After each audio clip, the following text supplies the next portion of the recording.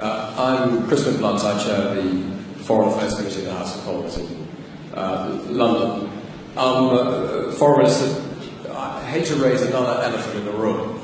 With both you and the Prime Minister of Iraq, and indeed His Majesty King Abdullah before, all talked about Daesh being un-Islamic. And I'm quoting here from an article in The Atlantic by a friend, which you're almost certainly familiar with. The reality is that the Islamic State is Islamic, very Islamic. Yes, it has attracted psychopaths and adventure seekers drawn largely from the disaffected populations of the Middle East and Europe, but the religion preached by its most ardent followers derives from coherent and even learned interpretations of Islam. And the article obviously goes on to advise us to base our strategy on countering Daesh with that understanding at its heart. So I invite you to comment on that.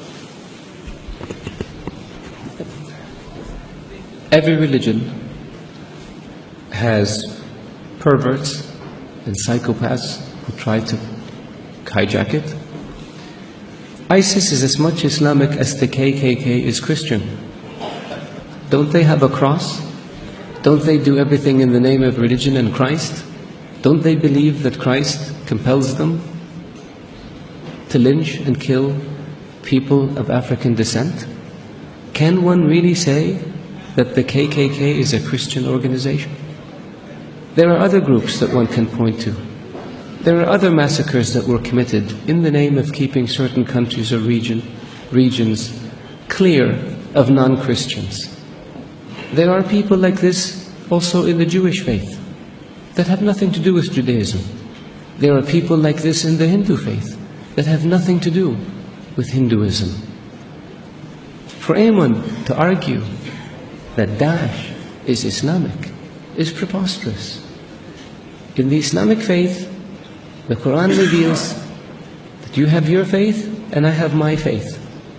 And you're free to practice your faith and I'm free to practice mine.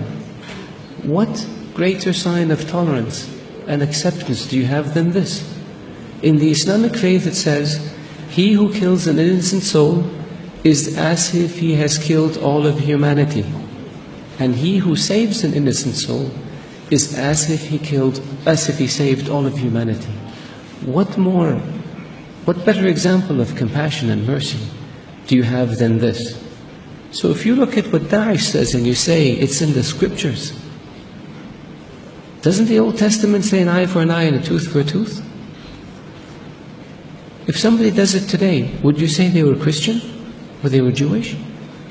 So I caution people, because it seems to have become almost novel. Not novel, it's become the flavor of the day to try to read things into Daesh or into Islam that are not there. The Islamic religion and Islamic civilization was the civilization that preserved the history of Greek and Rome and passed it on to the West. Western civilization would not exist without the Islamic Arab civilization. The Islamic civilization and the Islamic Arab civilization was the civilization that connected China with Europe. So it was global. The point I made early on about being an intermediate civilization, this is what I mean.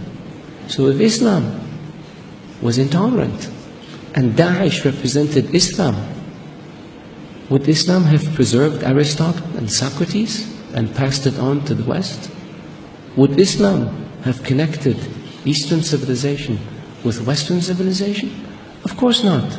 So I urge you, all of you, to be careful when it comes to making generalizations or to accepting generalizations that have no basis in fact. Thank you.